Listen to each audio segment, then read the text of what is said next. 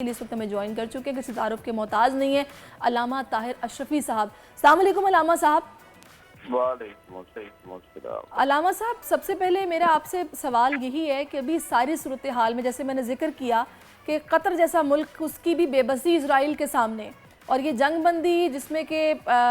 دیکھا ہم نے اس دوران بھی کہیں نہ کہیں فائرنگ بھی ہوئی، لیکن ابھی اس میں ایک روز کی توسیع ہوگی۔ کیا وجہ ہے کہ 57 ممالک اس طریقے سے پریشر نہیں ڈال پا رہے ایک ملک پر کہ وہ یہ خون خرابہ روکے؟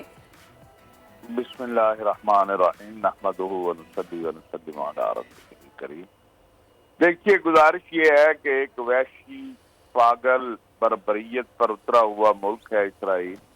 جو چاہتا یہ ہے کہ کسی بھی طرح دنیا کا امن جو ہے اور بالخصوص اسلامی ممالک کا امن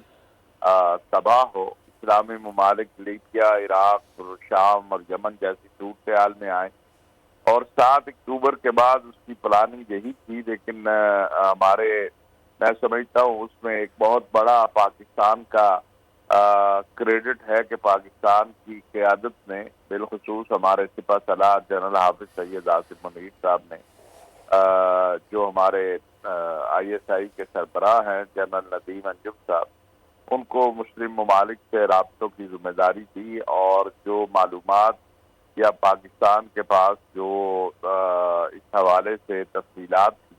وہ دوست ممالک کے ساتھ شیئر کر کے پہلے اسٹیپ میں مسلم ممالک کے اندر جو تقریب کی جانی تھی، یا مسلم ممالک کے آپس میں کے اتحاد کو ختم کرنے کی یا آپس کے تعلقات میں خرابی لانے کی سازش تھی، اس کو جو ہے وہ ناکام بنایا، اور اس کے بعد تسلسل کے ساتھ پاکستان، سعودی عرب، قطر، ایران، ترکی یہ کوشاں ہیں کہ جنگ بندی ہو، اور اس میں پھر جنگ بندی کے جو ہے مرحلہ وار شروع ہوئی، پہلے 4 دن، پھر 2 دن، پھر 1 دن۔ اب بھی سب کوشش کر رہے ہیں، اس وقت بھی جو اسلامی تعاون تنظیم کے وزراء خارجہ کی کمیٹی ہے بنی ہوئی، وہ امریکہ میں ہے، پہلے وہ چائنا گئے ہیں، روس گئے ہیں، برطانیہ گئے ہیں، اور کوشش ہے کہ مستقل جنگ بندی ہو جائے، لیکن جو بربریت اور وحشت اسرائیل نے دکھائی ہے اور مسلسل وہ جارح کے طور پر جو ہے وہ سامنے آ رہا ہے،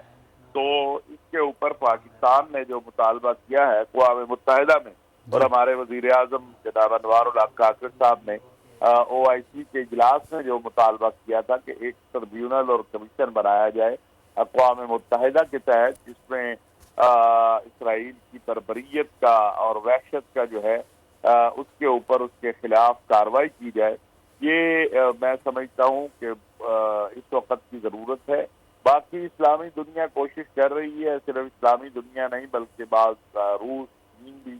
اور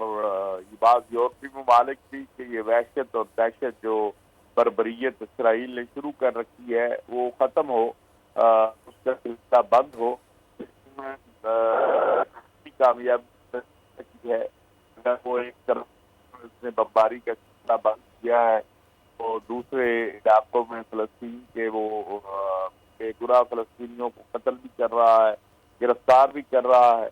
تو بہت سے مصائب اور مسائل ہیں علامہ مسلم صاحب، امت میں۔ اس ساری سچویشن میں ہم نے یہ دیکھا کہ فلسطین کا مسئلہ کہیں نہ کہیں بہت سرد خانے میں نظر آیا، اس کے بعد حماس کی یہ کارروائی، پھر پوری دنیا میں یہ چیزیں سامنے آ گئی جس طرح بربریت اسرائیل نے کی۔ آپ یہ دیکھ رہے ہیں اس سارے عمل کے بعد کچھ ہمارے عرب ممالک ہیں، کچھ اسلامی ممالک ہیں، ان کے سفارتی تعلقات، تجارتی تعلقات اسرائیل کے ساتھ چل رہے تھے۔ اب اس میں اگلے آنے والے وقت میں آپ کیا دیکھ رہے ہیں سچویشن بنتی ہوئی؟ دیکھیے، مجھے تو ایک واضح طور پر نظر آ رہا ہے کہ یہ اتنی بڑی قربانی کے بعد اور اس انداز سے فلسطین کا مسئلہ جو ہے اس وقت پوری دنیا میں سامنے آ گیا ہے دوبارہ۔ اس میں ایک واضح فلسطینی آزاد خود مختار ریاست جو ہے وہ اب زیادہ دور نہیں ہے جس کا دارالخلافہ القدس شریف ہو، حتیٰ کہ جو اسرائیل کے حواری ہیں، جو اسرائیل کے ساتھی ہیں، امریکہ ہے، برطانیہ ہے، وہ بھی اس کی بات کر رہے ہیں۔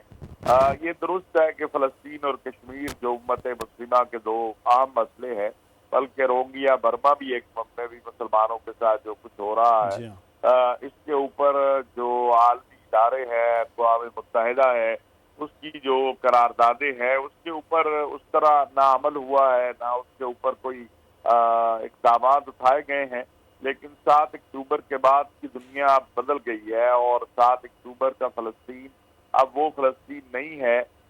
جو 7 اکتوبر سے پہلے کا تھا. اگرچہ اس حوالے سے سعودی عرب اور دیگر ممالک پہلے بھی کوشاں تھے کہ کسی طرح ایک آزاد خود مختار. بالکل آپ نے صحیح کہا بلامہ صاحب، وہ پہلے والے حالات نہیں ہیں، چیزیں کافی بدل گئی ہیں، اور اللہ کرے کہ ان معاملات کو اب بہتر طریقے سے کوئی حل کی طرف آیا جائے، یہ خون ریزی کا سلسلہ بند ہو. بہت شکریہ. سبسکرائب کریں اور بیل دبائیں تاکہ کوئی خبر رہ نہ جائے.